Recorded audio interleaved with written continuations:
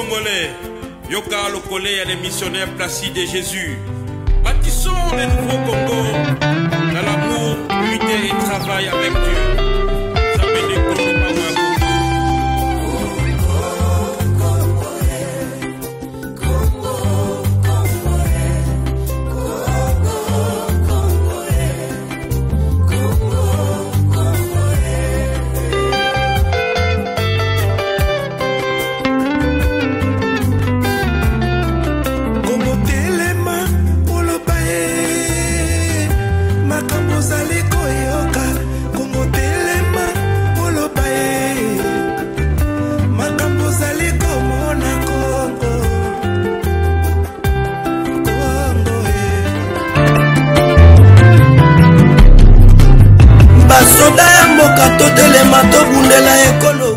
Bonjour, bonsoir, Nabalandignon sur Aigle du Ciel TV 1.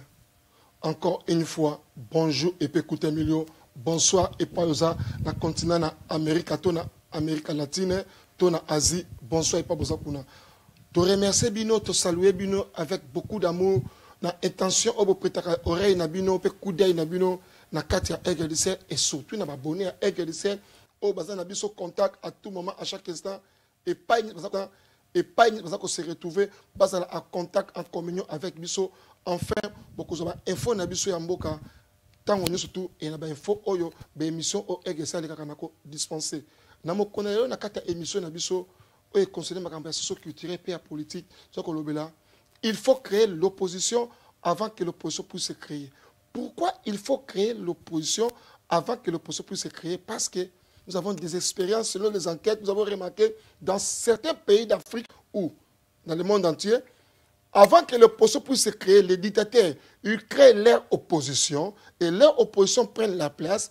Quand les vraies oppositions commencent à se créer, Bango Bazou les devant et les véritables oppositions, vous allez étouffer, appauvrir et les fausses oppositions, Kangimbo Masolo, comme ils dirigent fausses oppositions et opposition pour s'en sortir, ça prend vraiment beaucoup de temps et ça n'a pas si mingi pour nos oppositions s'en sortir. Mais malheureusement, au Congo, tout Timbeli Bango, Yango na Mokonaelo, na Katapate na Biso, on a invité Moko Ayebani, qui est Francis Matumuna, Toko Yambaye, Toko Yokaye, Aena Nini, Alinga le sur le phénomène Moïse Katumbi.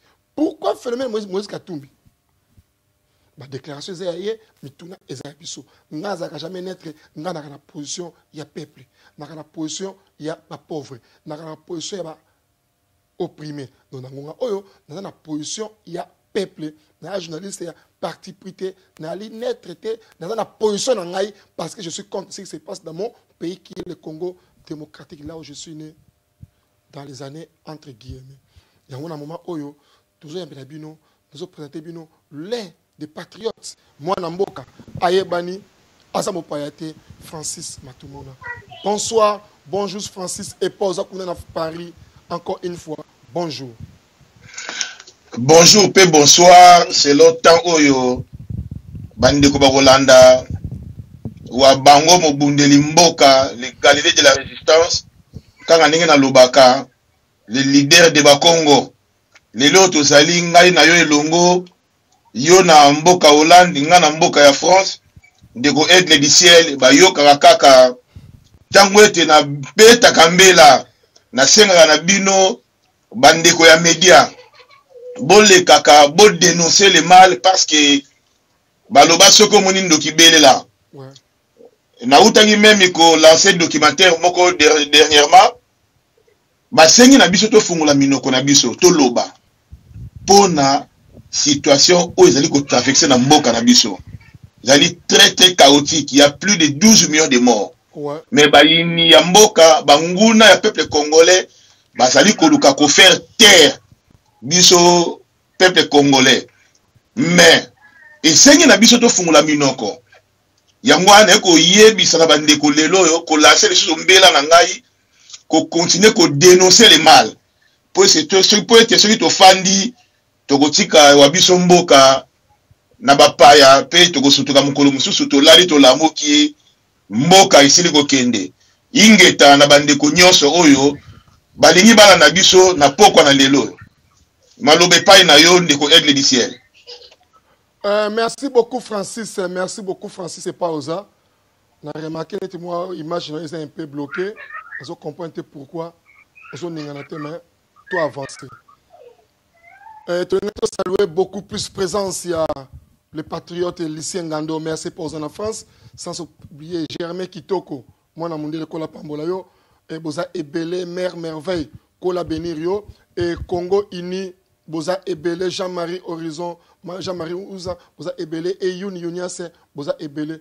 Je n'ai remarqué intéressant aussi à ma côté, il y a image, mais tout avancé parce que ma cambo est compliquée. La technologie a prompté surmonter dans peu de temps en pleine émission. Parce que j'ai remarqué un peu, il y a. Et là, comment ça m'a dit, Ndeko Francis et Payoza. Pourquoi Olingo Lobelasi phénomène Moïse Katumbi n'a pas sur parole?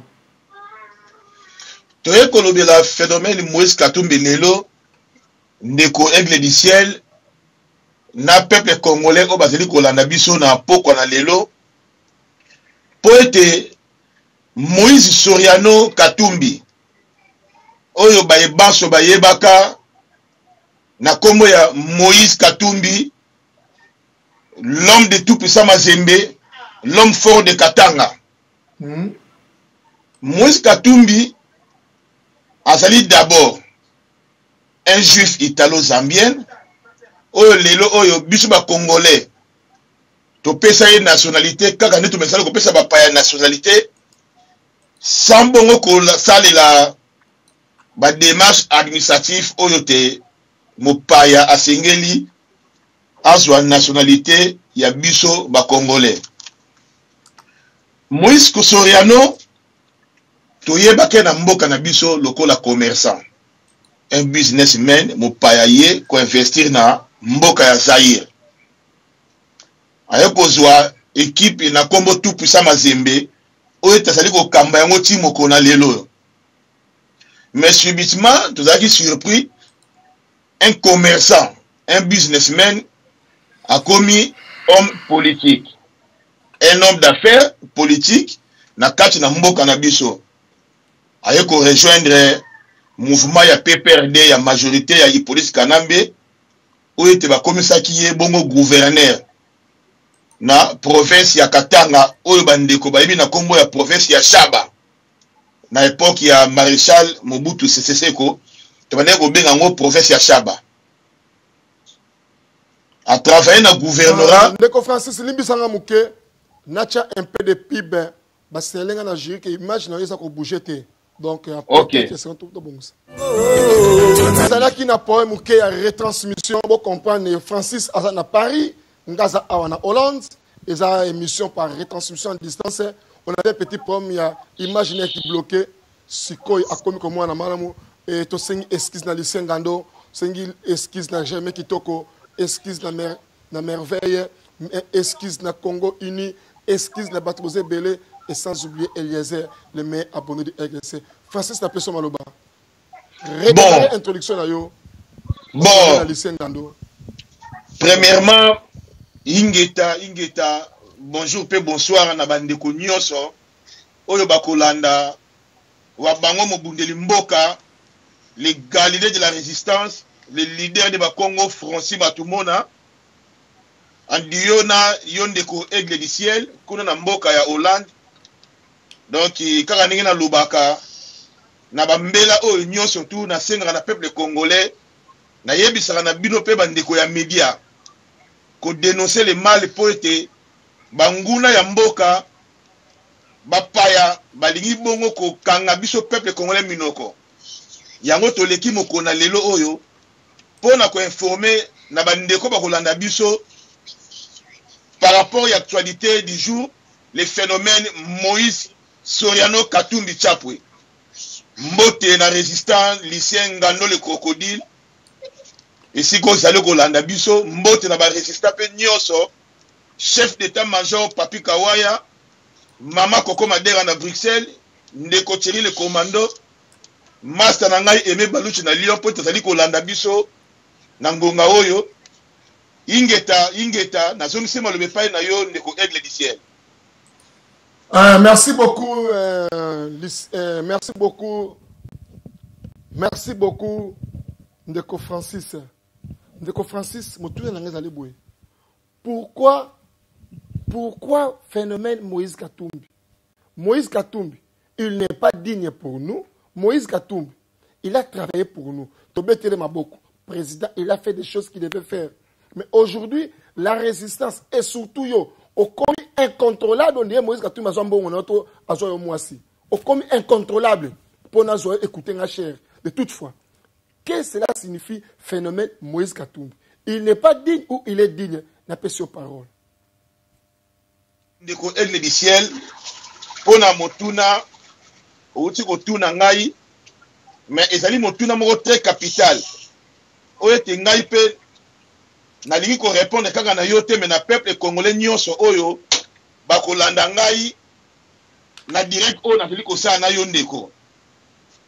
Moïse Soriano Katumbi, oyo bandeko bayebi, l'homme fort du Katanga, l'homme fort du tout puissant Mazembe, un commerçant, un businessman de nationalité juive italo-zambienne. Ayaka na mboka na biso comme état commerçant, ayeko rejoindre parti ya PPRD, ya majorité ya police Kanambe, oyo te azwaki bongo gouvernorat ya province ya Katanga pendant une dizaine d'années. Bandeko bayebi, province na biso ya Shaba, to bana ko benga kala l'époque ya Maréchal Mobutu Sese Seko, province ya Shaba oyo koma lelo oyo Katanga. Tango ba ko sala décentralisation et comme na versi province na mboka na biso ba ko benga ngo province na yebite soki ya Katanga pe kaka soki ya Lualaba donc na yebite mais azalaki moto akambaki gouvernorat ya Katanga pendant 10 ans. Moïse Katumbi bandeko nyonso bayebi parcours ya vie na ye, politique et puis commerce o asali na mboko wana. Mais lelo oyo ngai Francis Matumona tan nationaliste, les résistants patriotes oyo nazali kolandela constitution oyo ezali bongo loi ya mboka na biso mibekoli konzi par rapport ya constitution oyo bango ba politicien ba signa le 16 février na 2006. Mibekoli konzi etalisi nani asengeli azala bongo mokonzi ya mboka et puis nani esengeli te akoma bongo mokonzi ya mboka na biso. Yango lelo on a expliqué na bandeko d'abord qui est Moïse Soriano. Qui est Moïse Soriano? Oui, pour être lelo oyo Moïse Soriano Katumbi, un juif italo-zambien, oh lelo kaka biso ba congolais to pesa ye nationalité congolaise sans bongo ba démarche juridique, ba démarche administrative, ya go koma bongo congolais. Moïse akomela biso mwana ya mboka po te lelo oyo même ba congolais bazali ko ignorer que Moïse Soriano Katumbi ne peut jamais être à la magistrature suprême ya mboka na biso avec inconscience pe corruption ndenge auti ko sa na Afrique du Sud binomo bomonaki ba vidéo panjanaki pe suka to moni bosolo. Si kan expliquer na bandeko qui est Moïse Soriano ndeko aigle du ciel pour être bandeko bakolanda biso mingi. Moïse Soriano fut le président interfédéral ya PPRD Katanga. Oyote akambi PPRD na province ya Katanga. Mais toyaki komona biso moko Moïse Soriano Katumbi a démissionnaki na poste na ye, fonction na ye ya président interfédéral ya PPRD Katanga.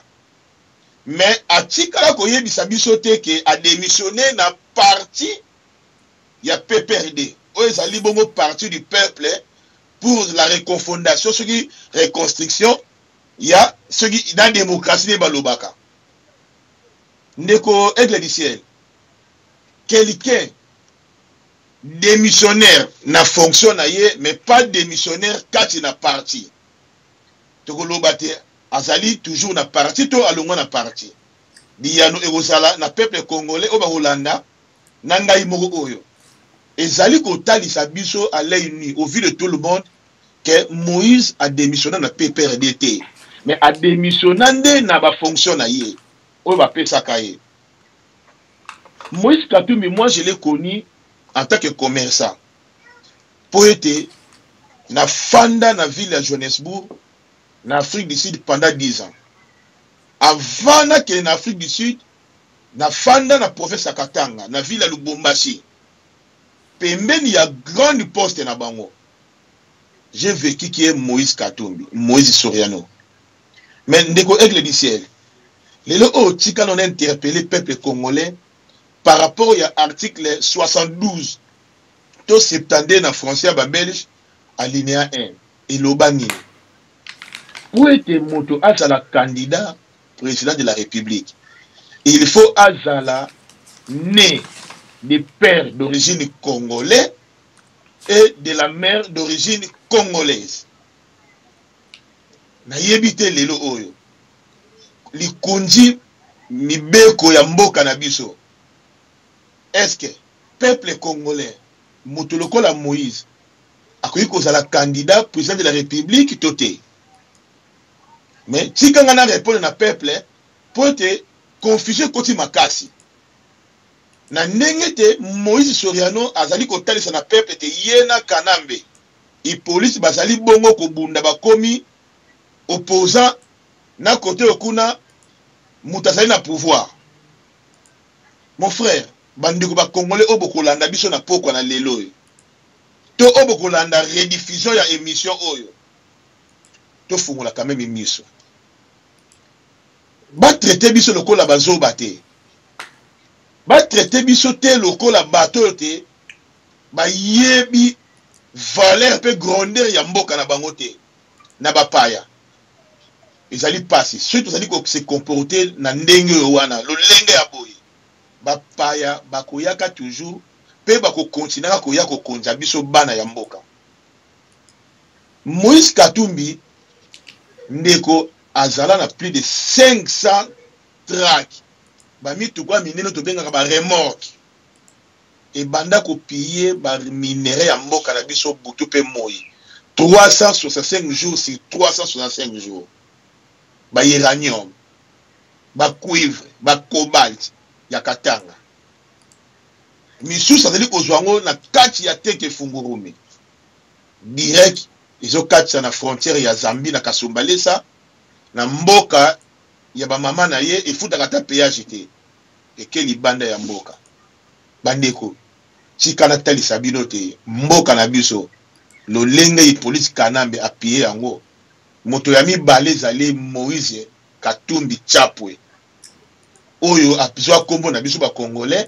Oyo abotem na kombo ya Soriano Katumbi. Moïse, juif italo zambien. Mais bandeko, to comprendre nanu bien. Moto ya lolengo yowana azwa même ba commerce ya petit peuple. Côté Kamakala. Côté quand même na maya komela ba opiro bo monaka commerce à petit peuple.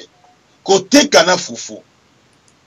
Nkaka na province ya Katanga, oyo batu babali ke abongisa Katanga. Mais ezali na ba place mususu Soriano asimba tate a déposer ta briquité. Pour te bana ya mboka oyo bazali ba vrai congolais. Ba s'opposaka na Soriano etant que mupaya. Ayebisaka na bango boko kufa pauvre pe boko souffrir. Kaka na province ya Katanga wana. Eza ba place mususu Moïse Katumbi Soriano. A déposer ta pierre te. A salata makadam à 2 cm te. Parce que ba yebi comment azali coopérer na mboka wana. Lelo yo Moïse Soriano a commis soi-disant opposant. Et na moni ba opposant pe ba yambiye na opposition. Mais ali mawa ndeko. Eza mawa eloba moko ba ndeko na biso ba résistant ndeko liso polele. Mais Moïse Soriano azali na parti politique nini? Parti politique actuel na ye ezali nini? Mais ba politicien ba yebisa bino peuple congolais. Parti Oyo Soriano azali ko œuvrer en tant qu'opposant. Mais comment vous allez qu'on a un moto à parti politique? Donc cela veut dire qu'il y a un parti à Soriano. Il y a un bande d'intervention qui a l'ongwa en tant que président interfédéral de Katanga a démissionné, mais a démissionné na kati ya parti à PPRD. Vous comprenez que Moïse est jusque là politicien au sein de parti à PPRD. Parti à majorité. À l'ongwa de la fonction de président interfédéral à PPRD Katanga.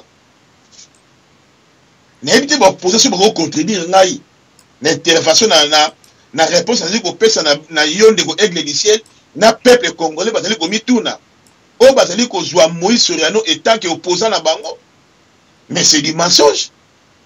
Moïse est jusqu'à ce jour de messe avec Hippolyte Kanambe bazali ensemble et Tikanaïb ça na peuple congolais te Soriano azali na carte électeur akendaka ko s'enrôler yena famille nae au moment que azali reconnu soi-disant exilé.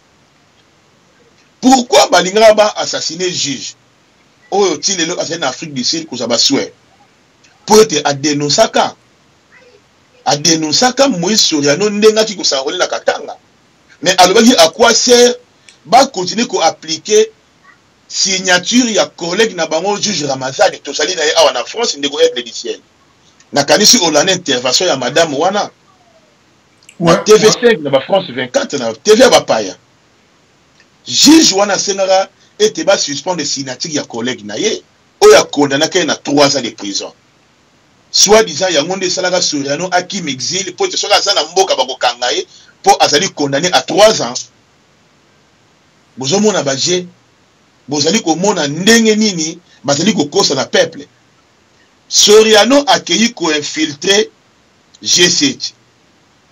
Bon, G7 wana ezalaki d'abord baningo bazalaki na ye na majorité, groupe de 7 partis politiques. Bazalaki ko travailler na Soriano en tant que ba politicien kati na majorité politique kanambi.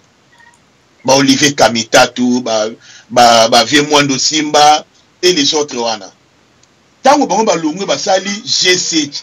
Lokola coalition de 7 partis politiques. Mais Soriano ayaki na kati ya G7. En tant que qui? En tant que politicien indépendant.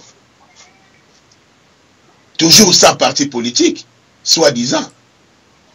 Mais qui qu'on soit G7 et comme yé abima comme étant leader à soit tête ya G7. Bref, Boyoka, ba Olivier Kamita to na bazana yeti lelo. Ba Vie Mwando Simba. Ba Kyungu wa kumwanza, ba lobaka nini? Ba poni ye na uzala candidat na bango na ba élection présidentielle. Pour te ayaki na ba milliards. Oya yiba na mboka na biso. Oya piller à rendre peuple congolais misérable. Peuple congolais zali ko vivre le oyo pas le peuple le plus pauvre mais le peuple le plus misérable du monde. Parce que misère ne zali na mboko wana tala image de la kisenga ya mwana ya mukie na capitale. Mais moi, je vais vivre le col azali na province à l'intérieur du pays. Et puis, na kati ya village. Mazana ville. Au monde, va rendre peuple. Donc, les politiciens wana va réussir. Kuna bango ndenge ba décider ba rendre peuple plus malheureux.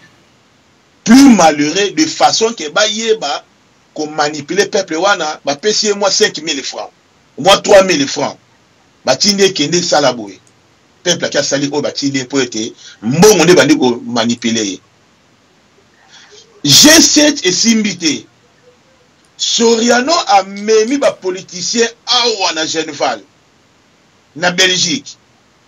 Bazui papa Tshisekedi oyo azalaki na aura ya politique depuis l'époque à maréchal Mobutu te soka bimi azali ko incarner pouvoir peuple azali ko landa ye. Ba profiter na dynamisme wana o Tshisekedi azalaki na popularité wana pour être yé à récupérer opposition derrière Etienne Tshisekedi azwa tête ya opposition dans l'ensemble. En fait, tant que réussir, papa Tshisekedi andimaki mbongo. Mais tant que zonga qui en fin de compte aye kotala babi non non. Mais moi je vous dis, Soriano a été d'accord qu'il y a un accord, il y a OIA, accord signé le 18 octobre. Na Kamchati. Mais tant que tu sais que la zone a fait, à taliper peuple naye a lobi non non non. Na sali ko trahir mboka. A boy ko kende dialogue à l'Union africaine. Ba yé ko meme la vie dossier Senko. Viandimi. Mais en fait de compte, azali ko tala, au moment azali ko tsali njaka na ye, azali ko sacrifier tout un peuple, plus de 80 millions de population. Via kanga ki frère. To suka ki wa. Ba ko boma vie, ba assassiner vie en complicité na grand frère ou azali demi frère. Ya ye Moïse Soriano Katumbi qui est Raphaël Kate de Katoto. Pour être qui promesse il y a comme premier ministre, y compris na Félix Kilombo. On était à penser qui a comme premier ministre pour être même papa na ye. Et si Gazali, si le o azali ko lingate, te Kilombo a comme premier ministre de police Kanambe. Bref, au bon monite ndengena Jama Kabundi, azali secrétaire général de l'IDPS. N'est pas au potana mikolo. Mon frère, nazali ko comprendre comment Congo nazali ko fongola miso te. Bota la dossier auto salama en Afrique du Sud. Soriano a corrompre bande konabiso na 20 euros. Na mbongo ya kuna 300 reines. Na polo. Vous allez comprendre zali effet ya misère. Balati ça na peuple. Donc le peuple a comment agité devant mbongo. Le kola ba mib na nzoto ya moto. Même na mboka ba paya congolais azali jamais kokoka ko résister devant un 10 euros. Un verre azali passe. Mais le ngonya na ba combattant oyo basala ki lumbe.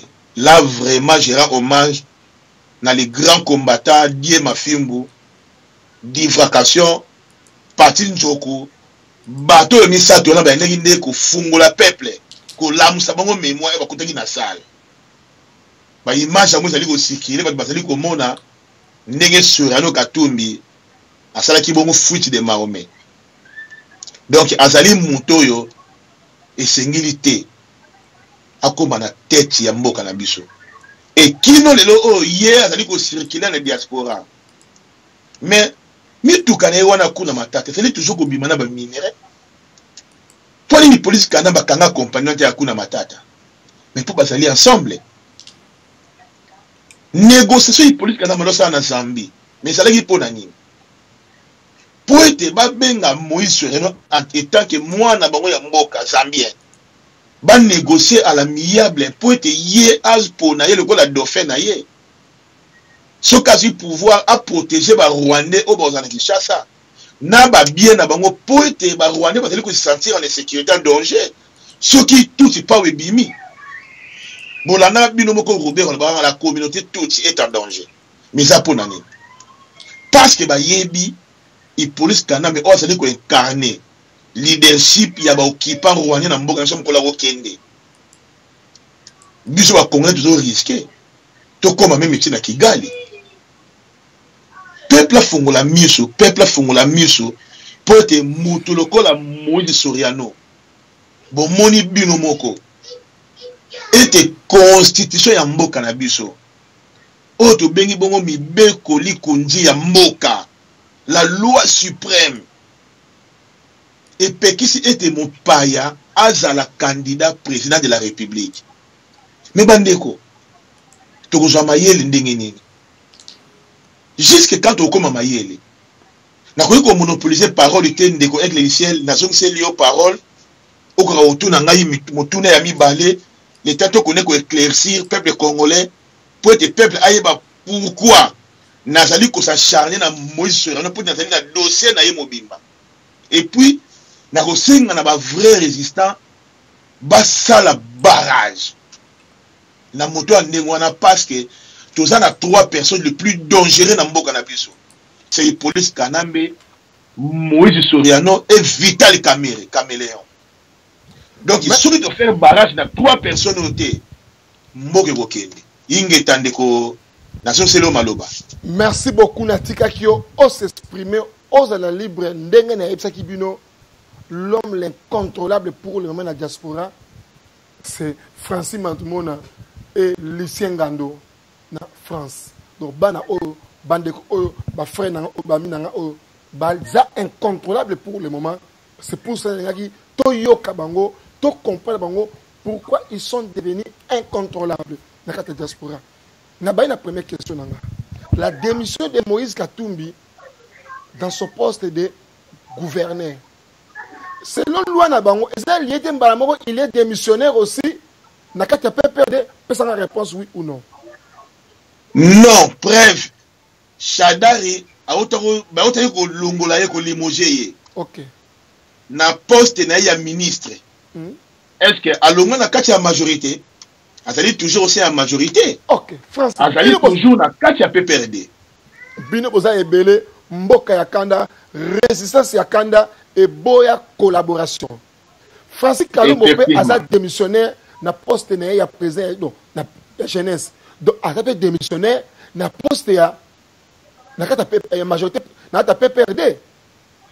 Mais ndeko na koyebisa na peuple congolais ce qui ba yebi mo colonie esi ba mona Francis Kalombo annoncé na peuple congolais étant politicien parti politique oya kota na kati opposition ndenge ba jekoko ba sala katanga bimi na PPRD to monanga biso moko na ka kusadere na MLC.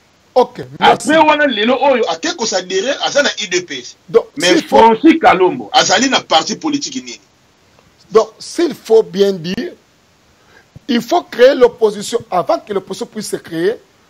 Moïse Katumbi, les Francis Kalombo, ils ont été déjà préparés de faire, moi, discussion à l'Ukuta, Yakobi Maba contourner l'opposition et base tous on a le même système. Absolument.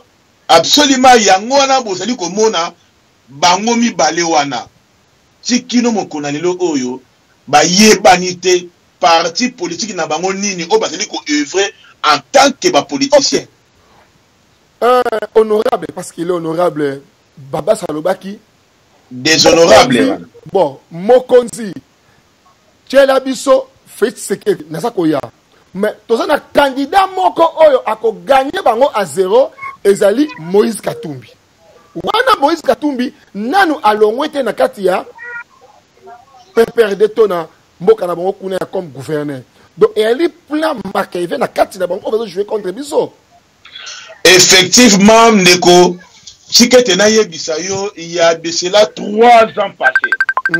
Si je ne me trompe pas, avant Moïse Soriano a l'ongwana fonction ya président interfédéral à PPRD Katanga et puis a démissionné dans le gouvernorat. Pour être même dans le gouvernorat à Katanga, Balongola a été a démissionné à Yemoko. Soriano Katumbi a tambola kabuna mikili ya poto. Je ne sais pas si vous pouvez se souvenir dans le dossier phénomène du 3e penalty. Wana zali non en majorité. Azana no gouverneur. Soriano abima na libanda ya mboka le kolete mutu akepo na kozaba soins médicaux libanda. Soit disant que aza malade. Moïse Soriano azwa kabongo 3 mois. Ozolanda ya mise en indisponibilité. 3 mois wana atambola bongo na États-Unis, Angleterre, Awana, France, Belgique.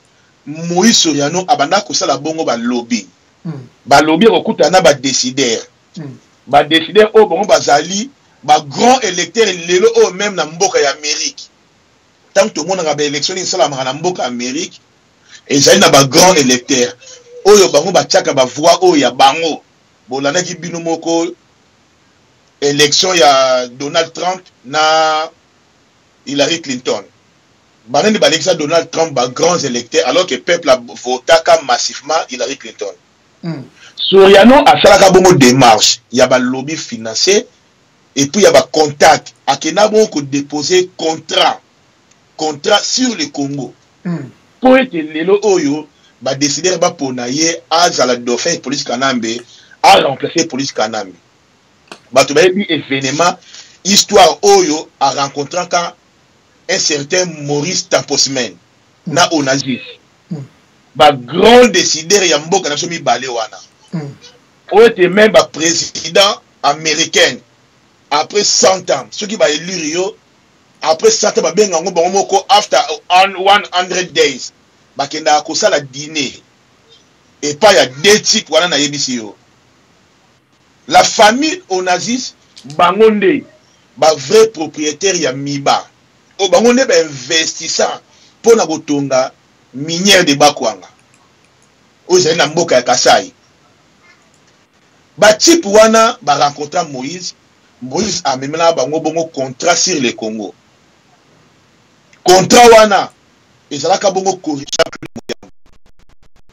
en tant qu'avocat yende moto azwaka contrat na pona ko vérifier ko vérifier ko tala ba faute ko tala ba place en tant qu'avocat un homme juridique et copie ya contrat wana ba kuta yango na bureau ya Jean-Claude Moyambo yango bomona ka parmi bongo ba mbeba oye memaka ndiko na Jean-Claude Moyambo na prison bato baye barate ça un phénomène monsieur et ça phénomène wana Soriano après avoir rencontré les deux grands décideurs oba soka bongo décision pour na mboka na biso oba sali bongo affilié na lobbying ya famille Clinton azalaka trop sûr et que yenda a remplacé Hippolyte Kanambe et puis c'était ça yango bozali komona même ba déclaration ikombolelo ba devant peuple congolais kozonga na ye abandaka phénomène de 3 pénalties batalisa na bato ete yena Kabila bakomi kondongwana izali ndengwana izali bongo koma bokipa bazali koopérer Francis Matumona yo okosala lokola yo na aigle du ciel bozali kondongwana bobebani de façon bato ba croire na yo ete yo bandi ko combattre aigle du ciel yo komo posa na ye ndenge bongo ba préparer pe sa théâtre ba sala ka scénario il faut ko sala moi scénario moko ko koma mutako ya bebe na ka scripteur oyo ko koma histoire mise en scène bandi ko salama premier tableau yo ko sala boye yo ko kende boye deuxième tableau yo ko mema boye et puis je vous dis plan na bango calcul na bango schéma cartésien basala qui a été bien encadré et puis ça a été reçu preuve année bon mondenge Soriano azali bongo ko yungo la opposition ya bana ya mboka lelo yo tato a récupérer rassemblement et comme ya ye lelo oyo akamati rassemblement abomi yango a créé a juba quelques opposants on a benga ba opposants ya njala bazanga charisme ba opposants bazali même prêt à koteka dignité na bango bateka mboka pona mbongo ami bon aux États-Unis isande ngwana parce que azali moto oyo na misola yibi na mboka na biso na ba lobby oyo akotaki même opposant na ba yebi lobby tokoliande kwanga na sima ya moto na sima ya tata oyo siko phénomène zali nini phénomène zali ko finala moninga kwanga te yango wana o ba congolais bazolinga basala mais biso ba Congo ngai Francis Matumona pour être toujours vocation oyo ko sauver mboka na biso mboka bakoko mboka Congo toko finira Moïse Kwanga yango moni lelo oyo na komi ko combattre type wana et puis na lobaki na yebisi na bandeko to lembate félicitations na les grands combattants lycée Ngando le crocodile les choses ali ko landa ngai Thierry le commando na mboka ya Danemark mama Koko Madera chef d'état-major Papi Kawaya mama Magibo Seka wana staff na nga penza laboratoire na autre ali ko traiter ba dossier tozali ko yoka na ba combattre belete il faut to bloquer type wana parce que il est un homme très très dangereux akoya ko teka mboka yende akoya pona asilisa accomplir mission et police Kanambe qui est la balkanisation de notre pays pour être mboka na biso ba paya bazo yango na zo solo maloba ndeko aigle du ciel Merci beaucoup, Francis Matoumona. Francis Matoumona, c'est un patriote qui réside en France. Francis Matoumona, c'est le patriote incontournable pour le moment avec Lucien Ngando. Francis Matoumona a boyi koyoka batu. Francis Matoumona a tché makila na ye vi na ye pour na Congo. Francis Matoumona a lobby à kozonga se mette, il faut to caler Moïse, président Moïse Katumbi. Dans 4 émissions d'Abisso, il faut créer l'opposition avant que l'opposition puisse se créer. Et cette émission qui parle de politique. Ici, on parle que de la politique. Alléluia, alléluia, alléluia, alléluia. Ils ont une émission de maintenant qu'on remercie le président, c'est mission, l'encadré, l'apôtre, donc l'enseignant, la christologie. Mission qu'on a béni, vous êtes nombreux. Vous m'avez tenté de passer dans le Konabiso, Francis Matoumona. Francis Matoumona, aussi est belé, n'a pas posé na yo. Vraiment, tes causes à mouquer, tu as toujours posé na yo. Na moment oyo, Francis, na ligne au préciser biso. Olobi est belé, tout ça a besoin de ozonga, pour tout ça na posé na yo. Mais aussi, bah, des points pour na to voler. Olobi opposition, on arriverait. Donc l'opposition a été créée, les forces d'opposition est comme étouffées. La démission de Moïse Katumbi est un complot international, s'il faut bien dire, contre les Congolais. Absolument. Donc, Oui. Il faut combattre cette communauté internationale avec Moïse Katumbi. Leur plan a été très bien magnifié et plané, mais malheureusement dans l'erreur. Vraiment. Pourquoi dans l'erreur? Dans l'erreur de Komagi Moseka, le plan a été construit dans l'erreur. Que dit la Constitution pour devenir, pour postuler à la magistrature suprême? Répondez-nous sur quelques secondes. 15 secondes. Pour la cause à la candidat à la magistrature suprême, na lingi sikoyo na informé bana ya mboka. Na koloba yango na lokoto ya français et puis la lingala. Ceux balina qui dépend mingi na kokoto na Kikongo pour que le peuple congolais s'engage koto sukola ye matoi. Wana komi discrimination. Peuple azali koyeba ingeta.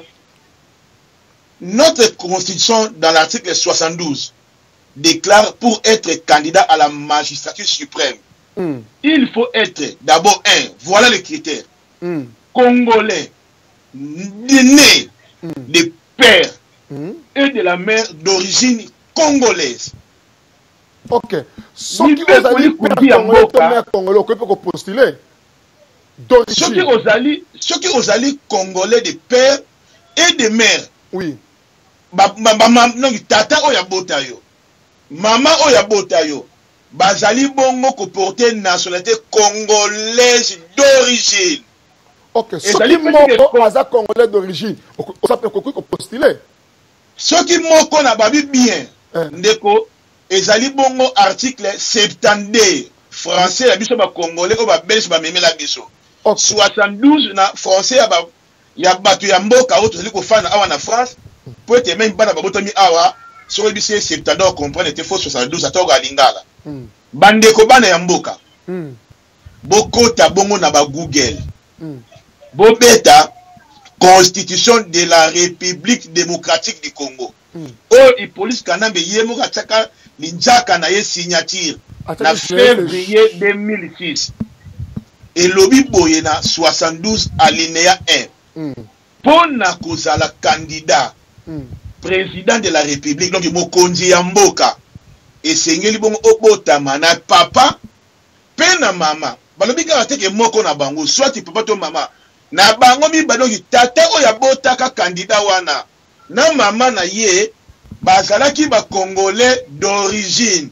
Ok, balobi que ba congolais ya adoption mais origine. Soki moko za congolais d'origine ko na ngai. Na boti na mwasi ya ivoirienne, to mwasi ya angolaise, to mwasi ya rwandaise, to mwasi ya hollandaise. Moi nanga akoki ko postuler. Olobi malamu soki mwasi mama ya bana na yo azali hollandaise. To algérien, malien, qui que ce soit. Mais libibe koli konje elobite tata na mama bazala bango mibale mwana ya mboka na mosisa na ye donc na noyo na ye Donc, rien que la position, Moïse Katoum a ça rejeté. Automatiquement. Donc, Azali auto-rejeté avant de postuler. Toloba, Kamitatu a ça rejeté. Na lobi na yo, Kamitatu soki ta yebite, soit tata na ye, to mama na ye, moko na bango. Azali mwana ya mboka te. Na makila, na misisa. Inutile. Merci. Ndeko na biso Magi Moseka de Valère, on est ensemble, oyo qui réponse. Tout quoi avancer. Donc toloba, Congolais debout a ça rejeté. Congolais debout syndicat doko. Azali ndeko na ngai mu Congo. Yango na yebisaka na bato ete biso tribalisme ezalaka te. Ndeko na ngai syndicat doko la teke mu Congo. Azali automatiquement rejeté. Bon, pourquoi il y a eu complot de métis tout autour au pouvoir de la République démocratique du Congo? Ndeko motuna malamu. Pona nini kaka ba métis? Pona nini kaka les métis sont des bâtards. Et ils sont des hybrides. Par rapport à vraiment, ce sont aussi des hybrides. Absolument. Et pourquoi les hybrides tout autour de la République démocratique du Congo? Donc, la République démocratique du Congo est déjà hybridée. Depuis, parce que Toyo quand même baloba même maréchal Mobutu c'est gros à Cambra pendant 32 ans. Ba rumeur, oh, centrafricaine. Batu mususu Sao Tome. Donc to tigala kozwa kaka président ya solo mwana ya mboka le fait Joseph Kasavu. OK, on arrive. Ndeko na biso Bix J alobi n'importe quoi. Vos déclarations sont de n'importe quoi. On a posé ma question par rapport il y a deux autres banangai alobi n'importe quoi. Comment il est alobi n'importe quoi, yo lobby automatiquement. Qu'est-ce qui prouve ce qu'ils vous disent est correct, son n'importe quoi n'est pas correct, démontrez biso yango. Mais et là on aurait ça dans ndeko wana. N'importe quoi na wana. Comment na Bix Gilles. Bix Gilles. Asa kolanda yo. Ndeko. Je pense que depuis basala constitution ya mboka na biso et bandeli tikino na suka na yango nano tangata sommaire ata article 1 oyebite lobi nini yango na koyebisa na yo luka constitution ya mboka na yo pona ngai na kobenga yo zali ignorant otanga yango te pote biso ba congolais soko lingi ba yiba yo mbongo te luka livre oyo bakomaka makomi oyo ezanga ni dessin okobuma mbongo ata 100 ans okuta yango. Donc s'il faut bien donc, la constitution, les documents, les notes qui fait que quelqu'un puisse devenir président est interdit bango ba comme ba président. Absolument. Tu peux que bango ça la politique té. Preuve Arnold Schwarzenegger a komaka gouverneur ya Californie. Lokola Moïse Soriano na Katanga. Mais eloko nini e empêchaka Arnold Schwarzenegger as la candidat président de la République na mboka États-Unis. Mais bandeko, pourquoi pas biso peto landa lokolo yo wana? Ya ba pays de droit, o tozali ko envier. Tout talisengo na mboka na biso. Soki moto lokola Brit abandi koloba n'importe quoi. Donc cela veut dire yé azali na ye prêt ya koteka mboka na ye. Et pas ya ba paya pour na ignorance. Pour être azali pe corrompu.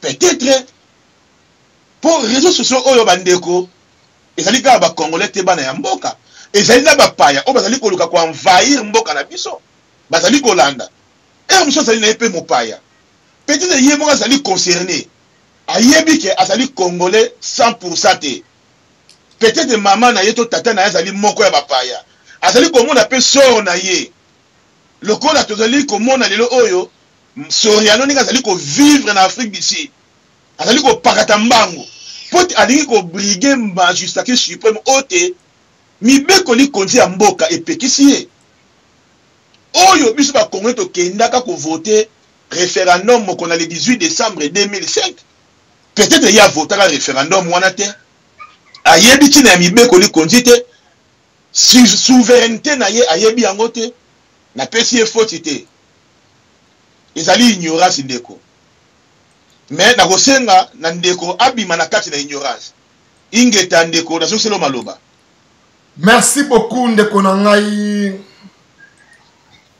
Merci beaucoup ndeko na ngai Francis pour la déclaration na yo suffocante et claire pour la République démocratique du Congo. Ndeko Bax Jules, je vous aime. Je ne suis que là pour transmettre vos messages par rapport auprès de nos frères Francis Moutou et Nan. Ndeko Francis, si notre frère Moïse Katoum fait les recours, parce qu'à qui ça y a conclave, il ça circuler, à ça y conclave. Il s'est déclaré peu à boire qui défie propagande pour l'élection présidentielle, sans oublier avec un projet de 100 milliards d'euros pour remonter la République démocratique du Congo. Il nous faut 100 milliards d'euros. On appelle sa parole 10 secondes. Merci Mingindeko, Aigle du ciel. Et si vous allez en Hollande, merci. Na bandeko ba Hollande biso. Vie na ngai na Canada, vie Constapito, vie na ngai affaires étrangères. Ndeko Francis, limbi sangai, zela muketo cha mwa pib interférence mo salami a. Ingeta. Retransmission parce que les patriotes de Francis Azan en France, ngana awa, il y a des fois internet ngana ramwa muke, yango bomona kindengwana et tozongi Francis na peso parole. La défense. Merci mingi ndeko Aigle du ciel, merci mingi ingeta na yo esiko sali kona na Hollande. Ingeta pe na ba frère résistant bazali kolanda ngai. Vie na ngai Constapito Anthony Bala kuna na Canada, vie na ngai des affaires étrangères. Mbote mingi na Tom Sijeri Kawa na mboka ya Afrique du Sud. Parmi bato ba lumbeli saki pe Moïse Soriano. Mama Kaka Chantal Mambo ba ingeta na yo Dadi Omakinda ba yola na mboka ya Lille ya Cherile Komando Koko Mama Koko Madera ndeko tangu Soriano aye bongo kopesa Francis ndeko Francis excusez ngai ezana ba question moko pona yo awa oui nako mona on ko tangela yo po yo tangela na visibilité nango ndeko na biso Robert Zamara alobi boye pour être élu Congolais, pour être élu Congolais, l'article 72 ou 72 dit, et le Bible dit qu'il doit posséder la nationalité congolaise d'origine. Ça fait dire qu'il doit être né congolais. Donc, on a répété en haut. Notre frère Robert Zamara, je vous salue et pausa. Bonsoir. Alors, pour être élu Congolais, l'article 72 dit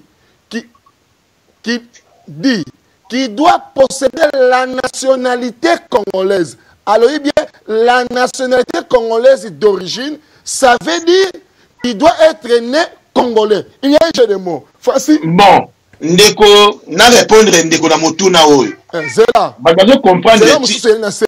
Koko madera alobi boye. Yaya, yebisa Moïse ke toboyiye ba pekisate baboy toboyi ye ba pekisate ekoki obomi rosi akimi lelo wana Koko Madera mama saka kana mingi ingeta mama Koko Madera ingeta na répondre ndeko bato basali ko confondre origine to ba originalité originaire na yo sali nini mon frère tika non ebisa yo lelo oyo ngai Francis na liko remplir fiche na nga l'identité ba na nga origine il faut na pesa d'abord origine na bapa ya tata na ngai originaire de na komi secteur de collectivité de nini na te côté ya maman originaire de collectivité de territoire de province de ndeko originaire na biso ba congolais pourquoi tu liko comprendre yango malamu te parce que bokoko na biso na kotuna ndeko wana tato ya bota ye ayebi me koko ya bota tata na ye donc papa bota tata na so tunu mona ayebi tuna ye koko oya bota koko na yo omona muta ayebi te okotuna ye koko wana oya bota koko na yo ayebi te tuna même na kombo awoyeba te mais soko tuni mundele mon frère tokenda awa na ba musée tokendaka na bacimetière tatuna batouriste totonosa tourisme na cimetière bazolakisa yo tombo ya moto akufa na année 1300 bayebi na kombo na ye bazolakisa yo moto akufa na année 1810 mais okotuna ndeko wana koko ya botaka koko na yo ayebi meme kombo na ye te omoni esika oyo te bamindele bapaya baye kosala biso rupture na bancêtre na biso yango omoni lelo oyo affaire ya origine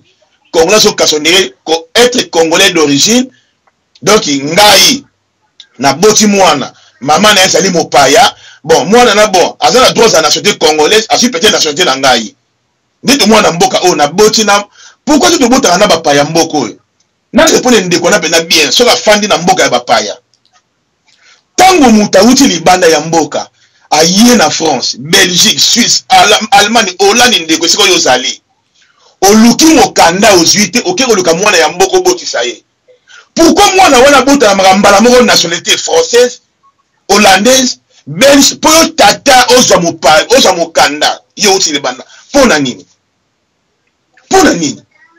ngai français na ye na France na miki ko luka mokanda na façon moko na zuite na bi la voie la plus facile na ça ni na luka mwana ya mboka na boti na ye pote na koma parent français to ganga rango te parent français parent belge to metaka tolo mais to comprendre te elo ni sali yo koma parent français elo ni sali yo oza mokanda pote moi so yo boti na ye nazali na nationalité oyo wana yango mwana wana boti apesi carte de séjour français basali moko passeport français na mairie si ma mwana wana lobby candidat président de la République omi ona za congolais d'origine bandeko tozonga yango wana yango na félicitaka bandeko na biso yo bakendaka mingi kote ya bokoko lokola bandeko bastema injembo bavie na ngai ya sheri ya wendo botuna bata bokoko bayebisa bino tina ya bakoko ezalaki nini tina ya originalité na biso lokola tozi kovivre lelo na mboka ya bapaya technologie ye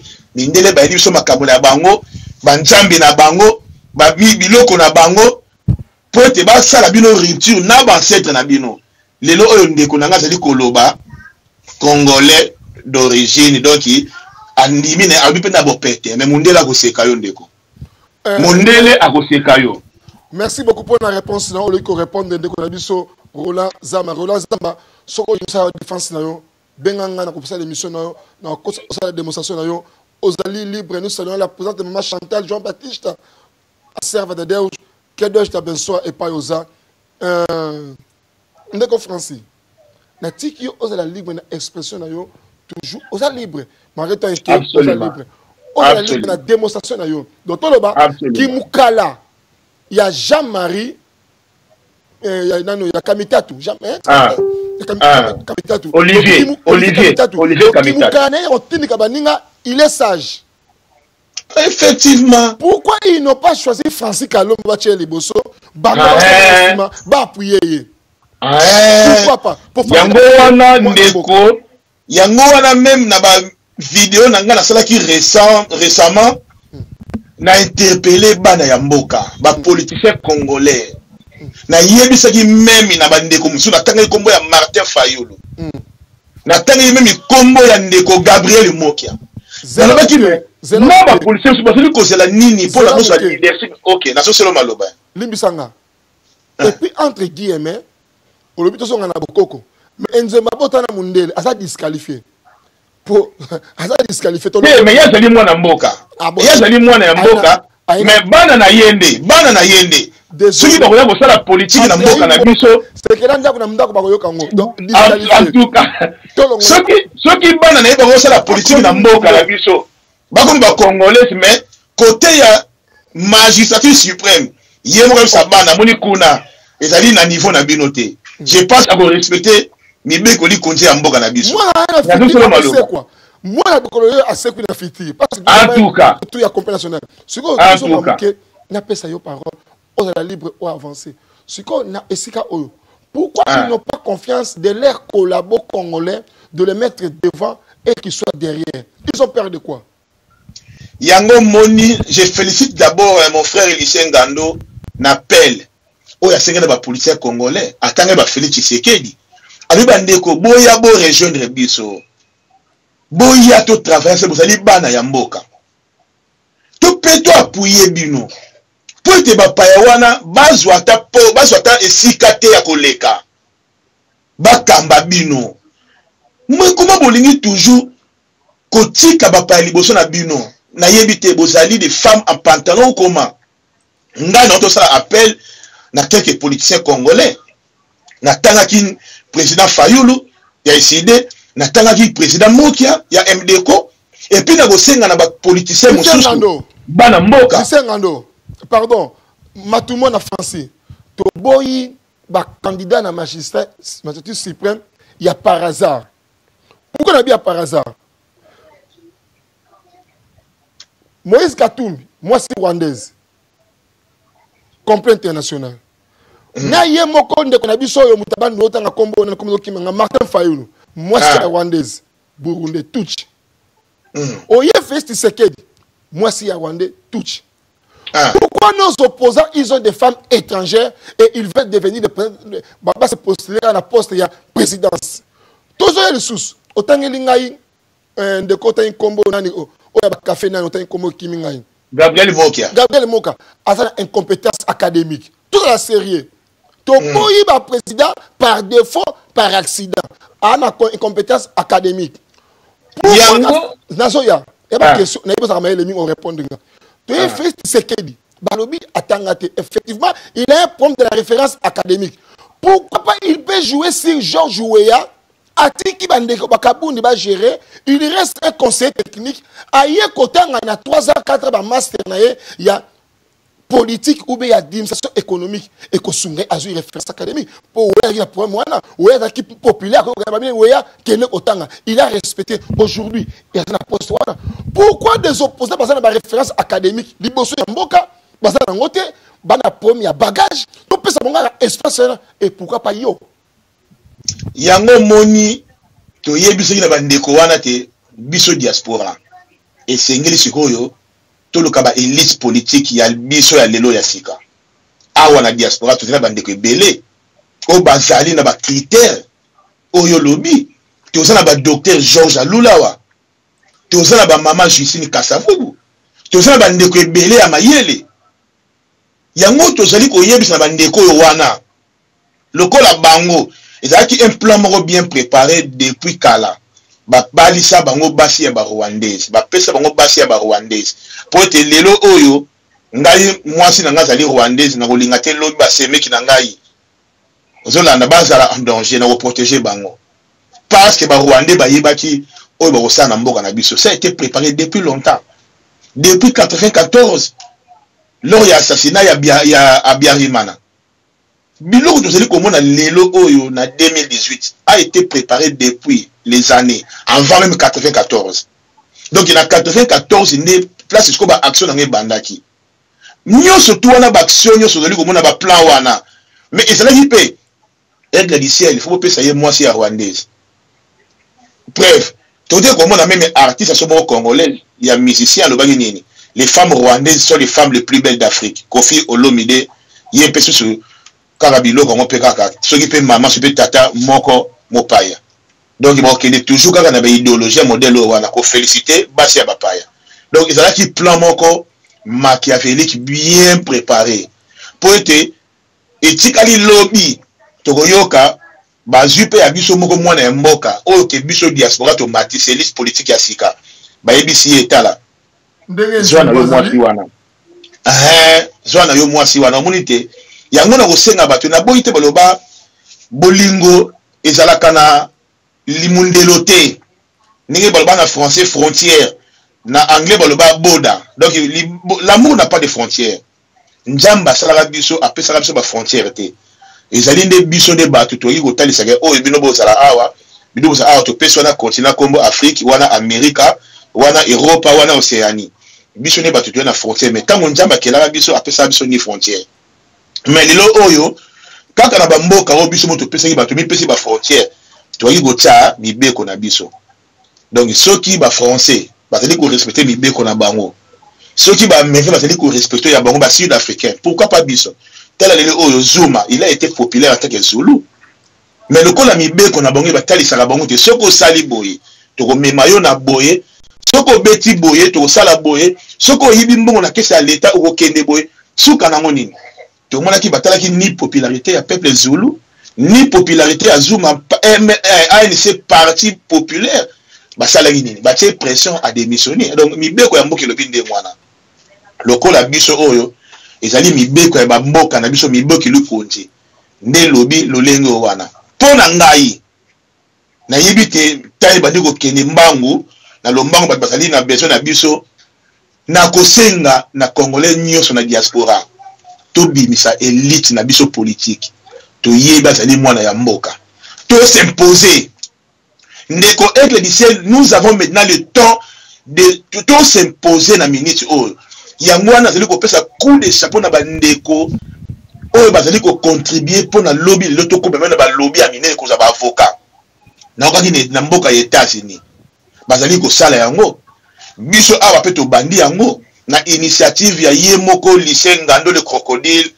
les résistants combattants on ndimaka te ke akosa la même na vocation oyo politique asana pour na mboka na biso ya ko sala bongo ba collecte ko kanisa ba mbongo pour na okipe na ba lobby ya minene soki lelo le Soriano akomi na place o azali mais sali nini mon cher mais mbongo te mon solo nde sali te akoma wana alors que biso na diaspora on est plus de 10 millions na kati ya mboka tout ça 80 millions la diaspora est la diaspora la plus forte du monde bref mwisolo to tinaka na mboka eleki même PIB budget ba fotaka na mboka wana plus de 10 milliards vraiment la prochaine mission na ko so ba note ya lycée Ngando na che yango we ba ko contribuer 1 euro c'est ça le lobbying na biso poto c'est ça il faut tout s'imposer na ministre to koti et to saluer présence ya Christophe Béa bonsoir et paoza prophète Mputu Domingos o prophète que tu t'appelles ça comme on a fait to portugais na yebe ko simba et to comme ko paracheter pour la suite à temps to sengi na ozonga dans 48 heures parce que thèse na aussi phénomène Moïse Katumbi est partie 1 partie 2 kozonga nango mais un peu de flash. Pourquoi Félix Tshisekedi à la poste de la présidence où il y a parti à IDPS peut se postuler dans la poste de la présidence? 2.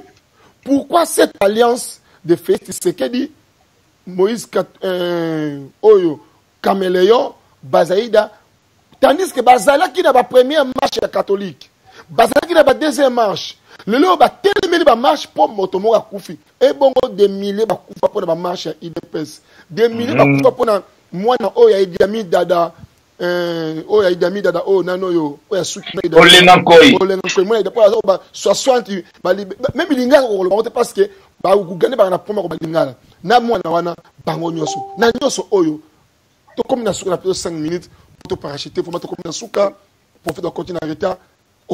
Merci mingi. Merci Ndeko Aigle du Ciel. Merci ben bandeko basali ko landa biso na mboko yo sali ko na Hollande, États-Unis, en Europe partout même na mboka.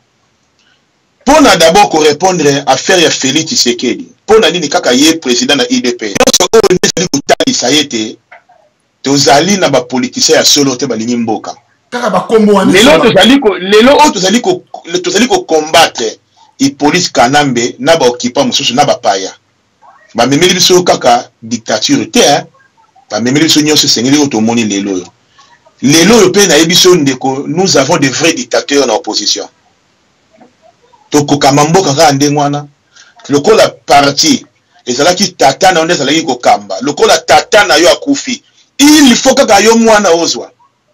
Batu musu bazalaki compétent na kati ya IDPS bazalaki te batu lokola ba ndeko na biso ba mubake.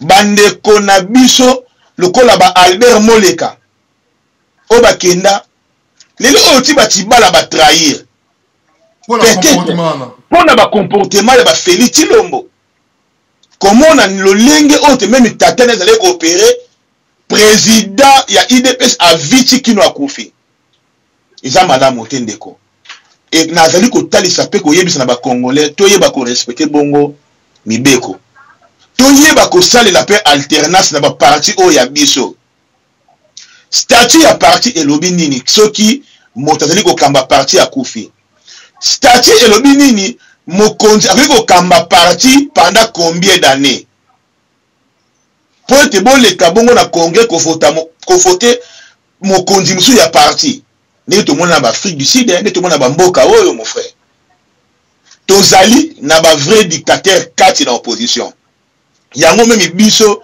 tozali bongo kozala na makasi te ya kosoutenir mpe koapuye bango po ete tozali komona bavrai dictateur tozali na bango mpe libanda ya pouvoir bakokamba mpe mboka wana lolenge tomonaka maréchal Mobutu 32 ans kowelela bongo honneur babenga yo président mokonzi biloko wana biso ba noir africain toboya yango totika yango eza malamu te.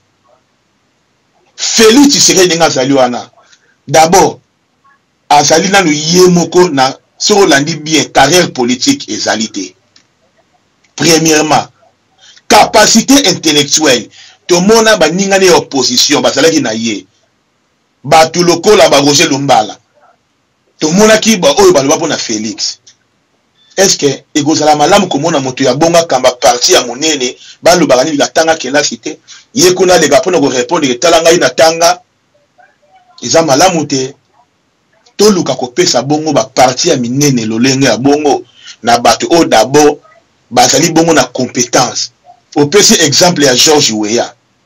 Pourquoi pas les Félix? Mais pourquoi que ça kaka na le koso ya leadership? Eza malamu te. Tout kamba mboka ndengwa na question na ba parti zoli ko kende lolenge oyo. Tala preuve ba erreur bazali ko sala na ba alliance. IDPS, MLC, INC bozali ko wela ko sala alliance.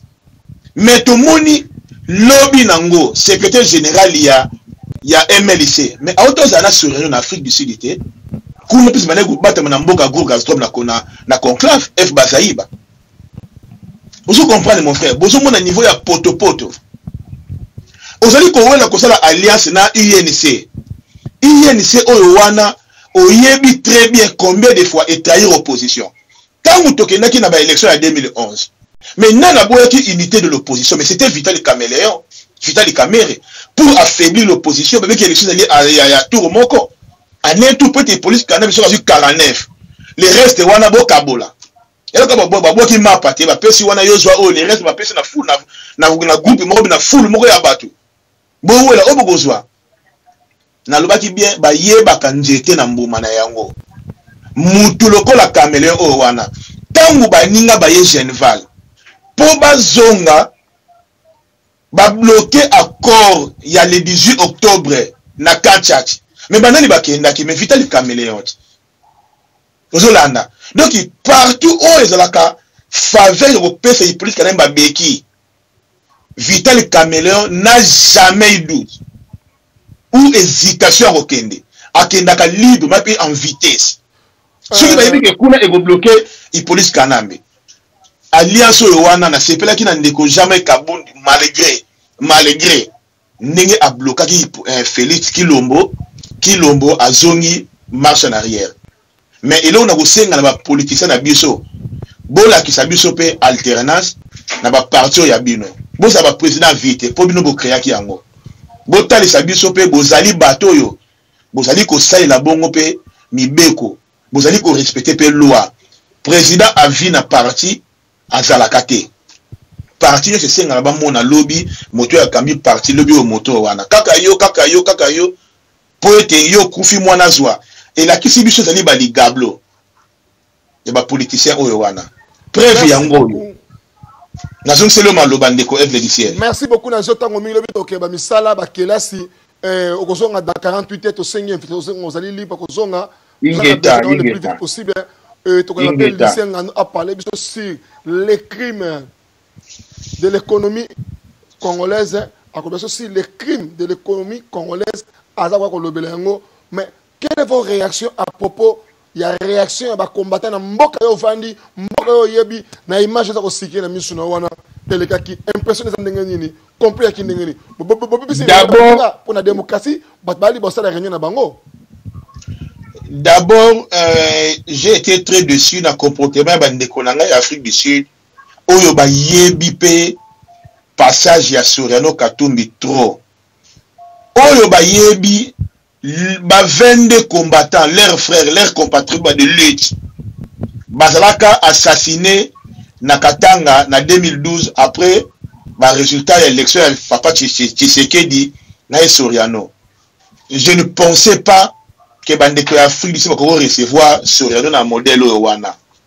Mais ils allaient quand même na lobaki va rendre le peuple très misérable pour te manipuler facilement avec un 20 €. Mais na encourager Bandeko yo o basalaki na bravo nyonso ya kokende ko interrompre le criminel, le bandit, le dictateur, le commerçant Moïse Soriano.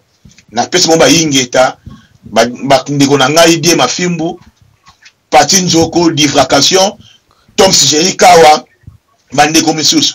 Mais biloko oyo mon frère tu eko mona yango ndenge tango to tie bango pression ezali ba pression ba subir. So landi image on da publiango ndeko na biso sans rival. Sans rival azali ndeko chroniqueur en Afrique du Sud.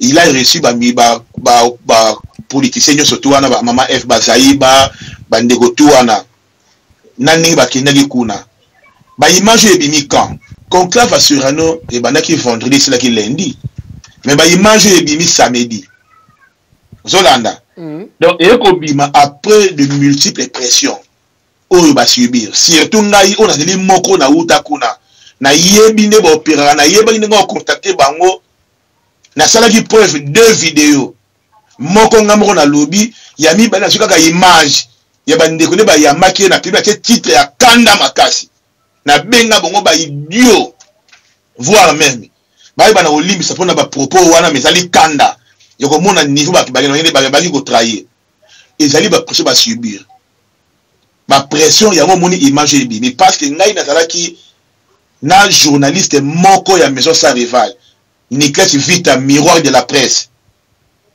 akolanda ngai na ministre oyo akolanda biso même na différé émission oyo na salaki na contact na ye na WhatsApp, Facebook na ba réseaux sociaux nyonso surtout azoti la ngai ba image ba photo ngana zo kokomela ye ils ont subi des pressions yango moni image ebimi pour na ngai ezali regrettable malgré et salamaki na Johannesburg te na base ke sama musika mais bandeko ba combattant ba ko jamais ko approcher Moïse Soriano ba yebi parcours na ko le kabus bandeko ba na poto wa ndeko mo ka sala ki même vidéo après ndeko die mafimbo a intervenir après lumbe le ba sala ki atindaki ngai voix même audio avant ba biloke bima ba ninga ba yoki ba audio oyo moninga ba combattant tindi abi na ngai forci matumo na tia pression sala vidéo ba makambo tala makambeleki awa boye na lala ki pongi te ngawana na tumba ki bango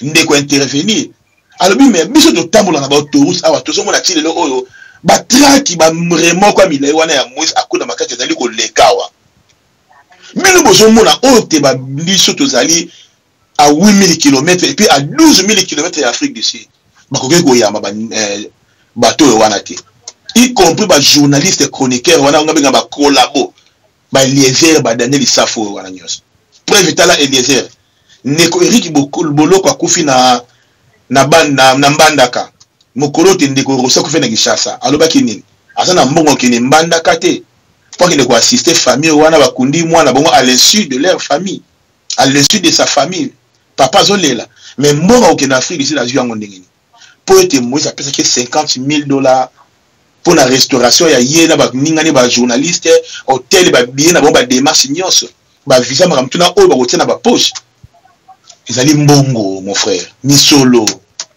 na zala qui très dessus malgré na suka ba loki ba se racheter Dieu merci si le ba vidéo ezali ko circuler ba message audio ba boyi Soriano ba tubi ba polo na y voir même mais prochainement ba ko ya na erreur wana te et loko na kosenga na bandeko ya Afrique ici de auto bokolanda ngai bandeko Sami Boyoko bandeko sans rival ba pasteur Salomo Kaninga ba nalandi secrétaire Zadio Kazadi nalandaki déclaration na ye bandeko tout ba divracation bozonga na erreur wana te puis ba subir pression et utepe na Cape Town batayo kausi bienga et condamné ki bango félicitations pe merci na ndeko na ngai Chinois Bangala, Malcolm Kuna na mboka ya Queen Mada, Papi Sokami, Mike Alomba, Eskomate, bandeko na biso ba général Malila.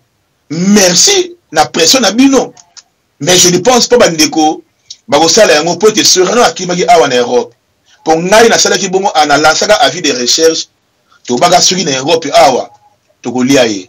Akendeki na place meke non bakuna bazana no ignorant ba osutukela ngai. Et sali pe malamu passage na ye oboye efungoli bango miso. Ba vivre ba déclaration na biso ba comprendre bazaki pe na ignorance. A olekalisi ote. Et sali malamu pe te diaspora nyonso siko to ko bloquer Soriano po te mindele bazali ko luka moto diaspora za na confiance na o pesa confiance. Soriano ninge zawana kaka ninge syndicat mekaki akoyi na chute libre.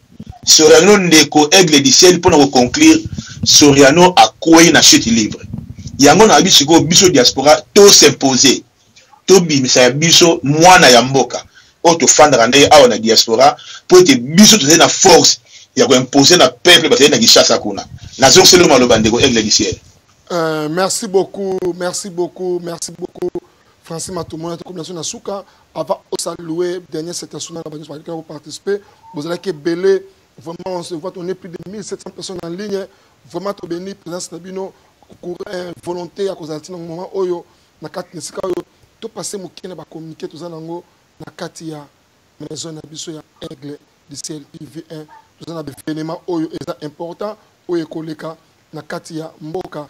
Na kati ya mboka na biso na église ya Colombe de la vérité va organiser 3 journées prophétiques au terme nango yali ciel ouvert.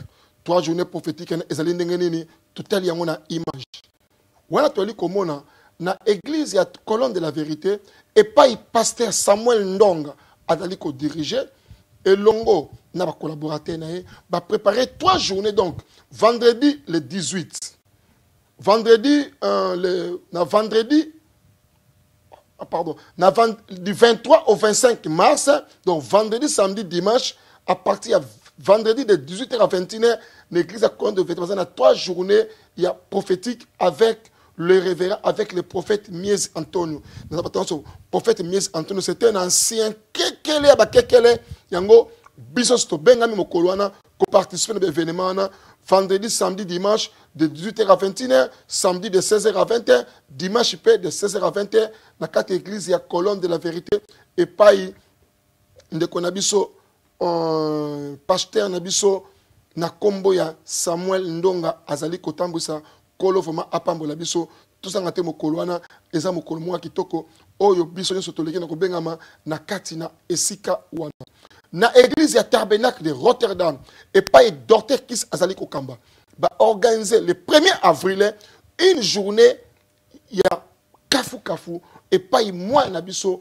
ndeko na biso ya na biso et le monde comme ndenge biologie dans les derniers jours Dieu enverrait son esprit si toute chair vos fils et vos filles prophétiseront. Donc, une fille qui va prophétiser le 1er avril 2018, Oyo, dans l'église de Tabernacle, dans Combat Gloria Kiss Maria, mercredi, Aza invité dans area information, il y a retour info, il y a RG17, Tokoyo Kaye, Toko Soanaye, a expliqué la grande révélation, Oyaza Nango, Pona Mokolo Wana.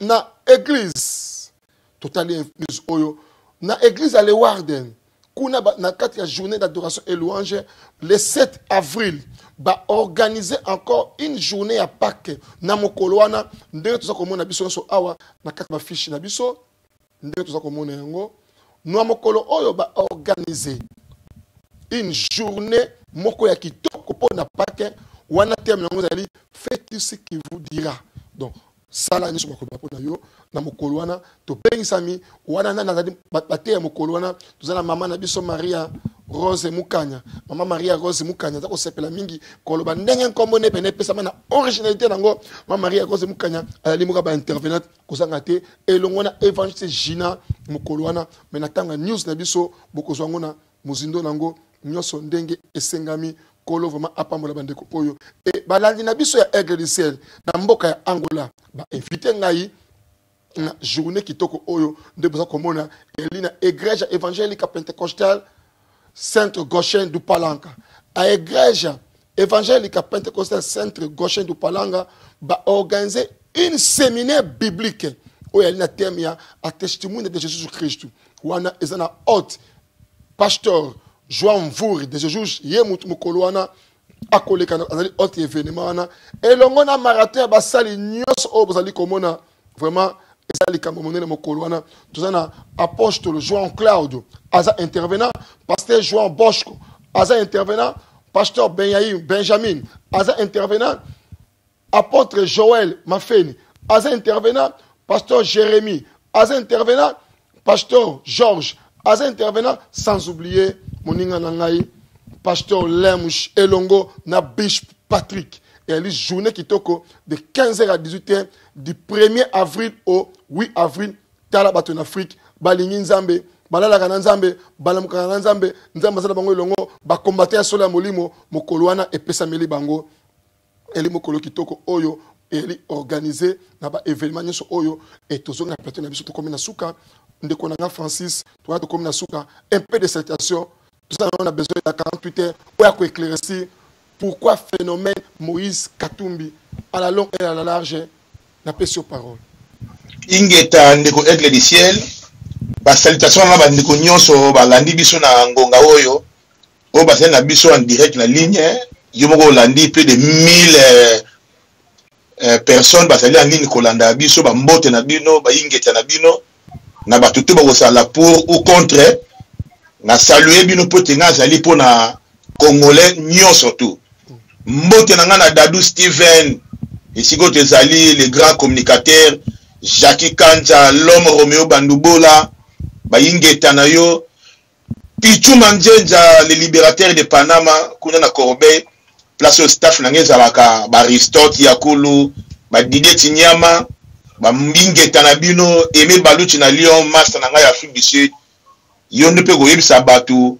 ndenge te komba na Afrique du Sud etambola po mingi basali koyeba te mbote na ngai na John Image na mboka États-Unis mbote na vie na ngai Polydor Kiala mon collègue du boulot petit na ngai Landry Mbumba Sarkozy Toto Nzanga Mama Koko Madera na mboka ya Belgique ba ingeta na yo ya Thierry le commando na mboka ya Danemark boss ya Kini Kese na mboka ya Queen Bada ba ingeta na yo Sami Boyoko na mboka ya Johannesburg merci félicitations pour la déclaration na yo l'intervention na yo pour na phénomène Moïse Surano ninga zale na bino kuna Roni Loraka mokonza batete la massa na ngai ba mbote no ngwana mbote na bandeko tout chef d'état-major Papi Kawaya Mama Magi Moseka Jeannette Plissa Maro était bangonde pena bureau na ngai place laboratoire evandi Mama Kaka Chantal Mambo ndeko keji kikewa na mboka ya Bruxelles